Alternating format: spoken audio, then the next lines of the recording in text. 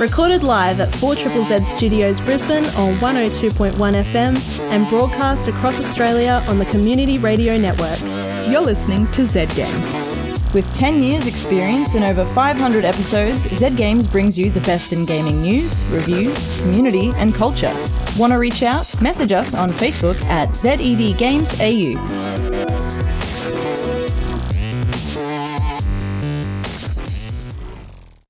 My name is Evie, and I'm here with Caitlin! And our wombat friend, who can't speak, unfortunately. But Does he have a name? Wombat. I don't know. Good enough. I mean, I'm going with Thinking Wombat. Greg. Greg? Yeah. He might actually have a name. I need to chase up with this, but Yeah, I don't want to. temp name Greg. Yeah. Also might not be Greg a dude. Bat. That's very heteronormative of me, and I'm sorry. I'm sorry, Wombat. It's really cute. It's like a full-size Wombat. Yeah, it's like Like life-size Wombat. yeah. Anyway. That's not why we're here. Z Games, bringing you the best in news, reviews, community, and pop culture, but also life-size wombat stuffed toys. I mean, I'm down with this. Yeah, well, you know, They're my fave. we'll put it on our agenda of conversations. Wombats. How's your week been, Caitlin? It's been full on. Yeah, it's been a lot. I mean, I did do a lot of gaming because yesterday I have some health issues which involve me getting many injections in my head and face on a 3 monthly basis. So I had that done yesterday, and I can't lie down for 4 hours after I have all of those injections. So in that 4 hours that I'm counting down the minutes until I can fly into bed and sleep, I play video games. So yeah, it's been all right. It's been a weird one. Well, that's good. At least you you can get some sleep and rest and, zen out. Yeah. Especially work after, oh, well. Yeah. Well, self-care's important. I'm all about self-care. Self-care's so important. Yeah, it's, the only way we create change in the world is by caring for ourselves first so we can give to... I don't know where I'm going with this, but... It's very deep. It was good. It was deep. Games. Game. Video games, things. Lots of games. If you can't tell what the show's about by now. Basically. What have you been playing this week, Evie? Actually, I'm glad you've asked. I've been having my very first jab at Doom Eternal. Oh. Yeah, you look really surprised as I said that. Oh, it's just not what I was expecting. I don't know why. Well, I'm not really into heavy metal. Mick Gordon, amazing music, but I'm not really into that genre so much. And then I'm not really into really graphic, gory shooters.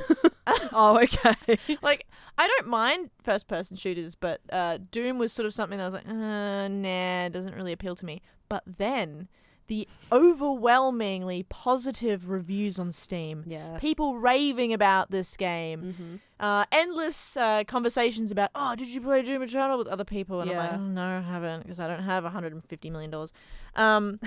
But then it went on sale for 50%. And I went, oh, should I?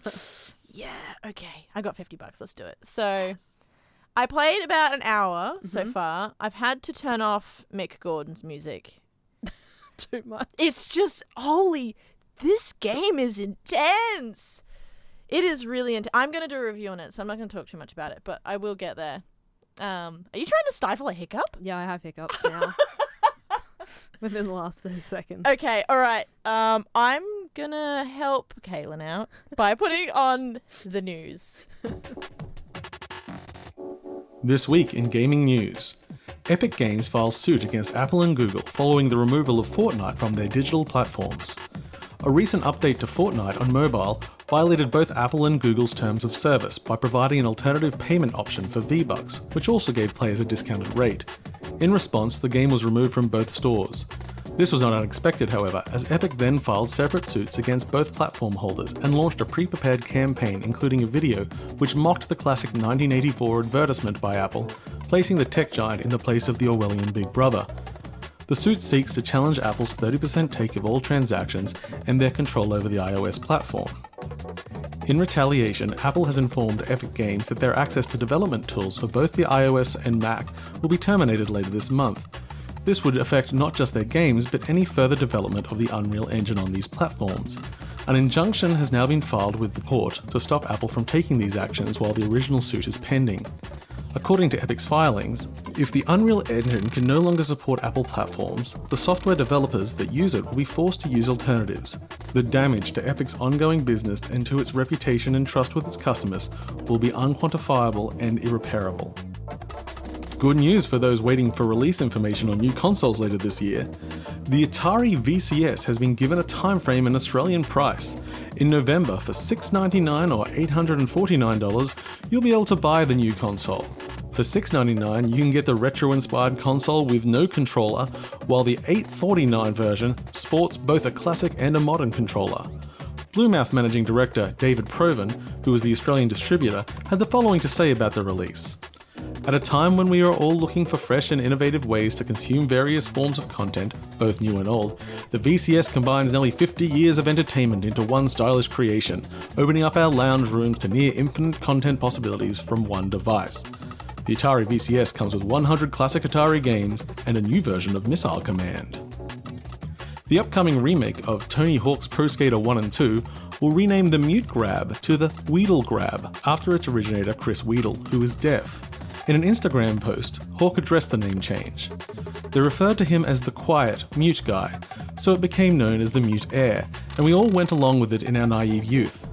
In recent years, a few people had reached out to Chris, who still skates, about this trick and the name it was given. He's been very gracious in his response, but it's obvious that a different name would have honoured his legacy. That's all this week in gaming news. Thank you so much, Paul, for your awesome job of the news this week. Yeah. Interesting news as Yeah. well. Yeah, there's a few interesting things that have popped up this week. I mean, Epic Game Store are like, F you Apple and Google, and then Apple are like, F you back. Yeah. That's pretty much what's happening there. It'll be interesting to see the outcome of that whole situation. Maybe we should break it down, because you just broke it down for me as the Okay, news was playing. little synopsis breakdown. Sorry. We're gonna beatbox it. It's gonna be really Hey, wide. didn't we have spoken word last time you were Oh in? yeah. See, we're creating a theme here. Spoken word. Oh no. No, so what's happening is Okay, Epic Games. Epic Games have had Fortnite removed from both Apple and Google platforms. Yes. Epic Games go where Apple and Google go, you violated our agreement, mate. And then Epic go, well, take this, I'm going to sue you guys. And then now Apple have gone, yeah, okay, that's fine, bring it on. It's like, it's pretty much like- I mean, as much as I'm not a fan of the big corporations, TM, because down with capitalism, as we say here on Z Games, I think that that Google and Apple will probably win this one, to be honest. Yeah, well, Fortnite's a monster. Yeah. So, but, again, Apple and Google are Goliaths. Yeah. Like, I don't know how this turns out. I'm sure there's going to be some kind of compromise or an ingenious way that the company can find. Settlement or something. Yeah, probably. I like the thought of it, like ding, ding, ding. In this corner, Apple and Google. In that corner, Epic Games launcher. Just flossing, like violently flossing. Yes. Yes. Oh, someone make a gif of that. Apple battery just dying. Yeah. After 20 minutes of charge. Sorry. Anyway. What else? Tony Hawk Pro Skater 1 and 2. Yes. Renaming of Mute Grab. So Weddle Grab? Weedle Grab. Weddle Grab. Weddle Grab. I think Weddle. We'll go with Weddle. Weddle Grab. A Weddle Grab. The name change is great. It is good. I'm so proud of the developers for considering this and making this change in order to make it more playable and accessible for all kinds of people. So that's fantastic. For sure. It's great. I mean, we have a hearing impaired person on our panel here with Ronnie. Yeah, I think Paul is actually hearing impaired There also. you go. I believe.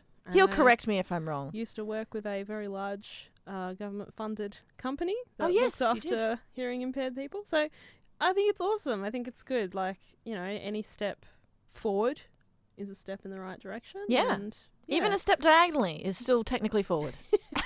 and like Tony Hawk is such a chill dude that like it doesn't even surprise me that he was like, yeah, we'll rename it. Why not? Of course. Paul just messaged, nah, I hear great. Okay, sorry, mate. Sorry, Paul. I don't know why. I don't know why I thought that. Maybe he just has selective hearing. He just doesn't listen to me when I talk. Also, I'd like to thank Beck from Kids with Class Crew on the 4ZZZ morning show. I didn't know Greg was also called Wombattles. So Wombattles it is. Wombattles. If anyone wasn't here earlier, there's a wombat in the studio with us. Not a real one, a stuffed animal. And we called him Greg. But apparently he's already been gifted a name, Wombattles. So that's what it is. Beautiful. He's very cute. He's got big beady eyes looking at me. I should put the mic in his face. Say something. Okay, we'll take a photo. We'll put it on the Z Games Facebook page at ZED Games AU. Check it out. Beep boop beep beep boop boop boop. Game sounds. Oh God. We are now. Yes. We are about to listen to a review from yours truly on a game called Boomerang Foo. Yeah. Yeah, an Australian indie game. So I suppose I'll sort of like maneuver myself in a way that I can read my review and talk through this microphone. Okay, cool. Not a bad idea. Yeah, okay. Boomerang Foo is developed by Cranky Watermelon and published by Cranky Watermelon. So good. It's such a good name. Yeah. The music is by Paul Kopetko and Zorsi and Marsky. Paul Kopetko, I'm pretty sure, is like the lead dev for Cranky Watermelon, so he's also done the music here, so he's put a lot of work into this. It is on the Nintendo Switch, Xbox One, and PC, Windows. It was released on the 13th of August, so it's brand spanking new, and it is a couch co-op local multiplayer party game.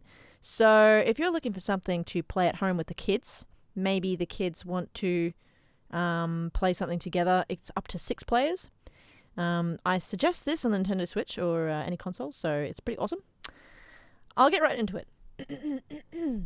Ready, set, slice!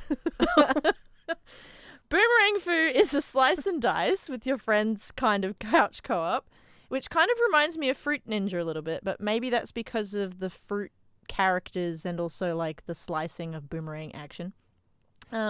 It's got cute little character design, and you and your boomerang must face off with other players to be the last one standing. Each round shows off engaging maps that you must maneuver in order to survive. And there's also, you got to watch out for the stray boomerang, because that happens. This awesome game there isn't much of a story side of things, because it is a party game, and it is more about local multiplayer madness. Cranky Watermelon is an Australian studio that promised to bring cute, cartoonish, food-related characters, and they definitely delivered on that promise. You can play as an eggplant. That's mainly what I play as the eggplant. Anyone out there who gets the reference, yeah. I wanted to be the eggplant for some reason. Avocado. Avocados, bananas, a donut, or even as a highly caffeinated coffee cup, among other characters. There's plenty more where that one came from. The gameplay is frantic and fast-paced, which is exactly what you want in a couch co-op. You want something that's like, wham, bam, here we go. There are over 30 different maps that have a variety of different interactable elements, such as traps, switches that open doors, and they also have ones that close, like switches that open and close sort of passageways, as well as teleporters, and you can teleport across the arena. You can also change... you can also, like, surprise attack people on a suspecting player if you use a teleporter as well. It's pretty cool. So there's a little map mechanics going on there. There are a few different modes that you can play Boomerang Foo, all of which are customizable. So you can customize the rules just in case you want to slow things down or ramp it up depending on how you feel. One of the modes involves teaming up with a pal to take on another group. So there's team modes. There's also a golden boomerang mode, which is kind of like, tag. You're going to catch the boomerang, and you must hold onto the gold boomerang the longest in order to win that round. When you first jump in, you notice that the controls are really simple and easy to learn, as there are only 3 buttons you need to keep track of, which makes that really great for a couch co-op, especially if you've had a few drinks and you're learning something new. Yeah. It's only 3 buttons, here we go, which is dash, throw, and slice. You're really loving that. I'm loving the word slice. Slicey. As you play, there are more mechanics that you get introduced to, such as power-ups that stack together after each round. Some of the power-ups are teleport, explosives, fire, ice, disguise, a shield, many, many, many more. Initially, I was overwhelmed by this stacking of power-ups because I felt that I wasn't clearly instructed on that mechanic, and I thought that I might have had to alternate between these abilities. Like, I pick one up in a round, and then I'd have that one, and if I picked up another one, did I lose it? I didn't realize that they stacked. I didn't really feel like that information was translated to me as a player very well. I felt a bit caught off guard, especially when the moment I realized they stacked was when an avocado not only threw an explosive boomerang at me, but then it also split into multiple exploding boomerangs, thus slice-ploding me into oblivion.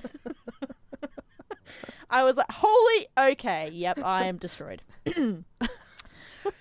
Something else that I wish that this game had, because this is a simple couch co-op, I wish that it had milestones or achievements, which they don't actually have that sort of system where you can go, okay, you've now sliced 100 of your friends 100 times. Here's a new character or unlockables. I felt like there was a little bit of a lacking in the progression department. But in saying that, what I mean when I said earlier about really quick rounds, I mean it. The rounds are somewhere between 5 seconds and 15 seconds. Oh my goodness. Yeah, so it's a really fast-paced game. And it requires focus in order to win. Yes. So Cranky Watermelon was inspired by games such as Overcooked, Towerfall, and Love is in a Dangerous Space-Time, to give you an idea of what an experience that might be similar to. So that's the sort of inspiration. The other thing is, too, that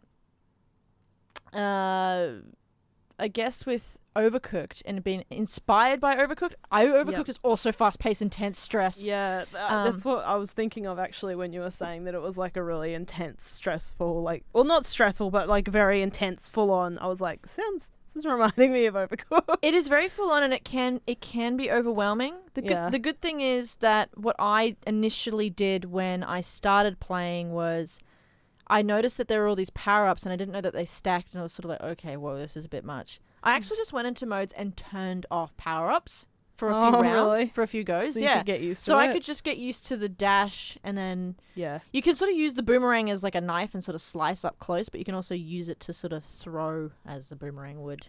Paul Capetco, not only developed this game, but also had a hand in the music, which is this futuristic trap electronic music vibe. Yeah, it's pretty cool. It pumps you up nicely for some boomerang slicing action. You guys, I wish you guys could see the hand gestures that are going along with every time Evie goes slice. It's like a gangster move or something. But with scissoring as your scissor fingers. Yeah, guys. Yeah. Wow, where is this going? It's amazing. Look, all right. Boomerang slicing action. Slice. My only negative comment to make is that the music is rather repetitive in game. Oh, okay. And after a while, I found myself feeling a bit worn down by the high intensity. It's like da da da da da da da, and you're like, oh, stop, please. I can't even. No. I mean, there's some of that, especially since the gameplay is already hectic enough. I want to play this.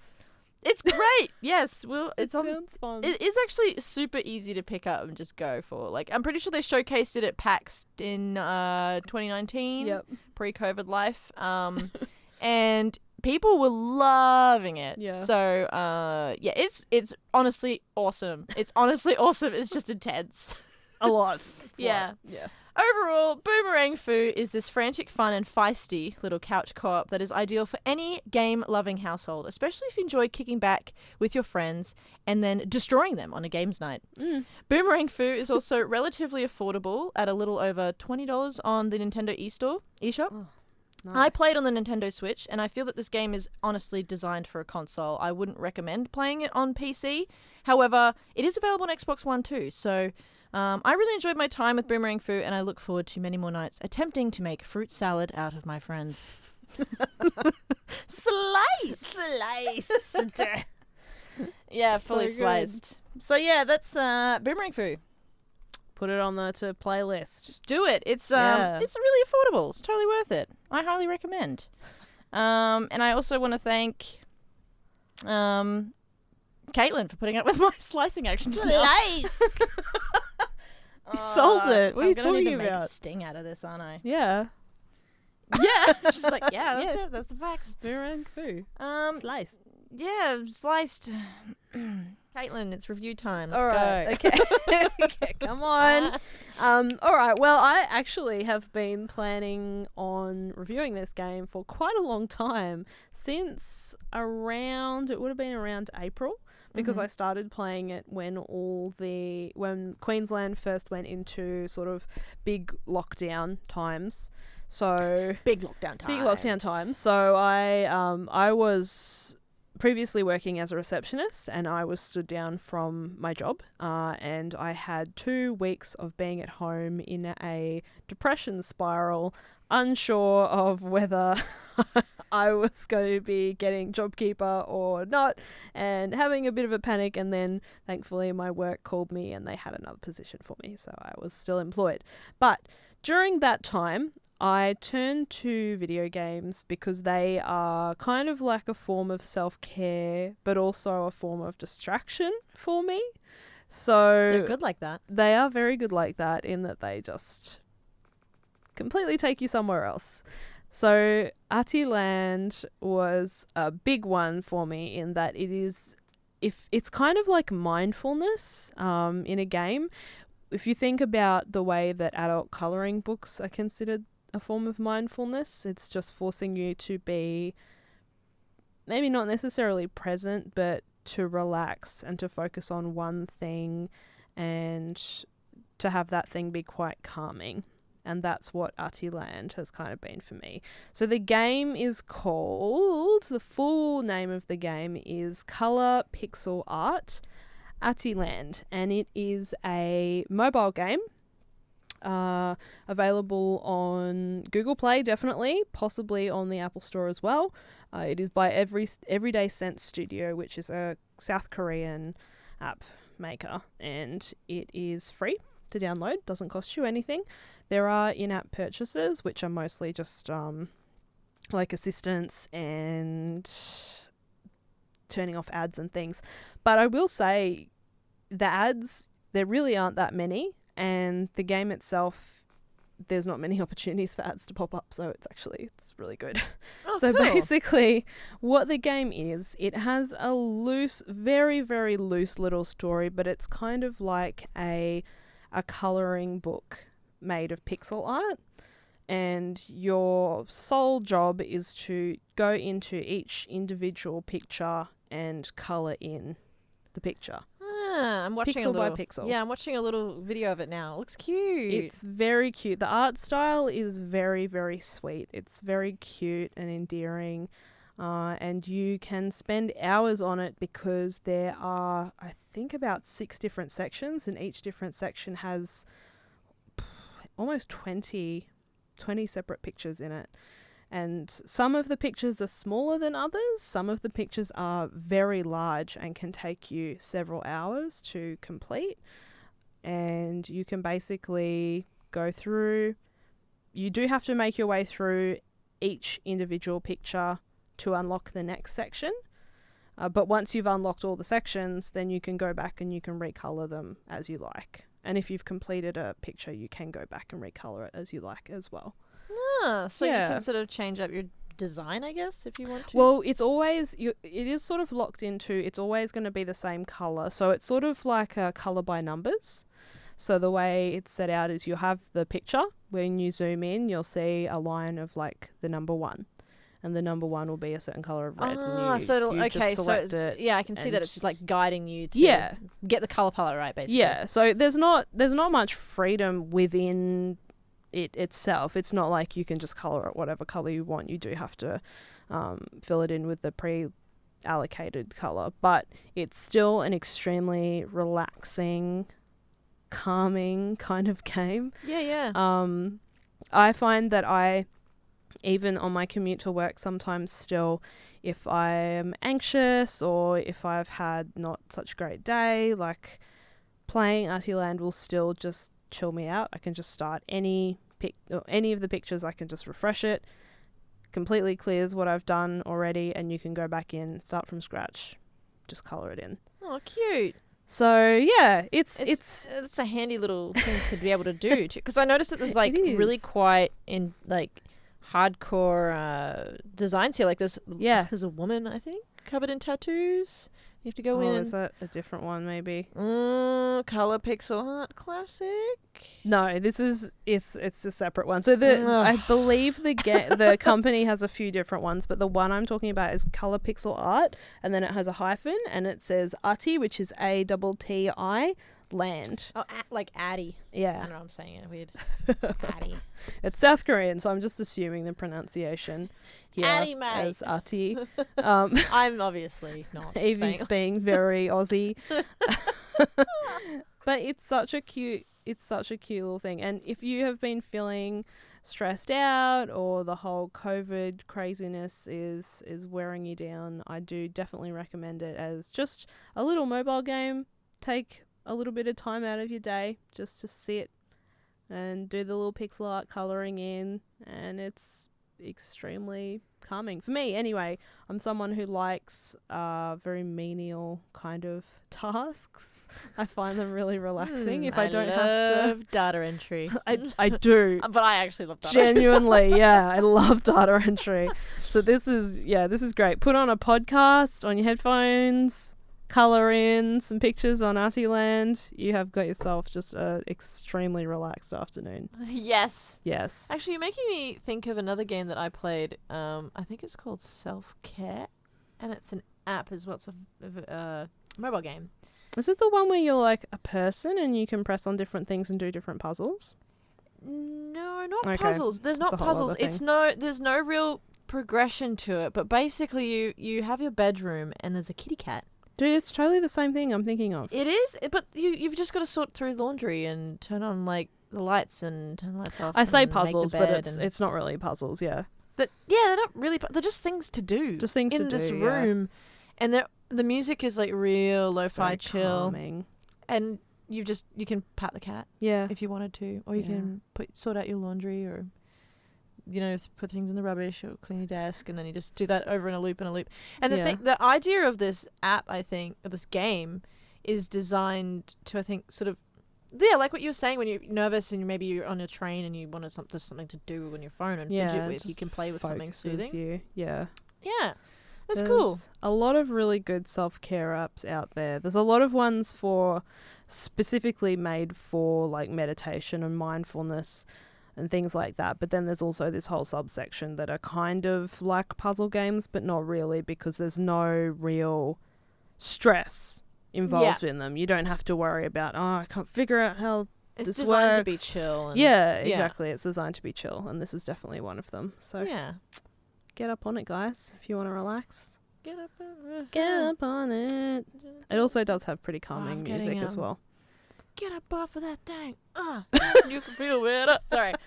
Trying to pump ourselves I don't back know. up. That just came into my head and I went with it. Yeah. All right. I think that's the end of the show today.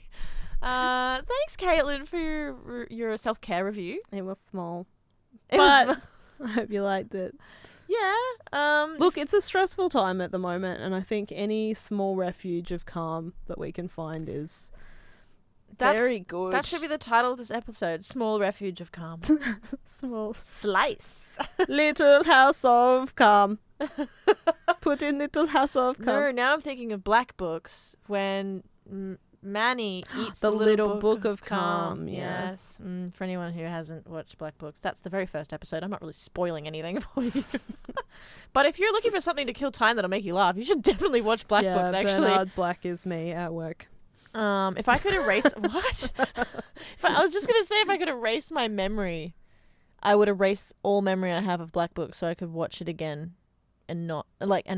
re-experience the sheer stomach aching, eyes leaking laughter that I had watching that show. I think I would erase all viewing of Auntie Donna's material so that I could can rewatch the entire YouTube channel and just re-experience So much. that. And Hannibal, because I'm traumatized right now. I want more.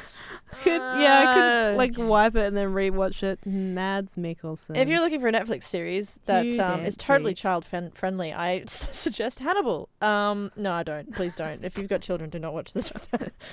It's like calming mindfulness chill. In the opposite corner, we have Brian Will Graham Fuller's and Hannibal Lecter. Hannibal. Anyway, A wonderful show. we will be talking about Hannibal Lecter at some point soon because it is an interesting series and it's Yes. definitely keeping me up at night. Actually, I had a nightmare about it the other night and I needed to pee and it was too dark and I just went no. I'm And the not getting up. stag appeared. And No, that's enough. Okay. Thank you everyone for tuning in to Z Games. I hope you have a lovely night or day or wherever you are. Caitlin and I are grateful for you always. Yes. On that note, thank you everyone for tuning in. Bye from everyone here. Bye. Bye. Thanks for listening to Z Games. If you'd like to listen to more, check out our podcast on Spotify or follow us on social media at ZEDGamesAU. See you next time.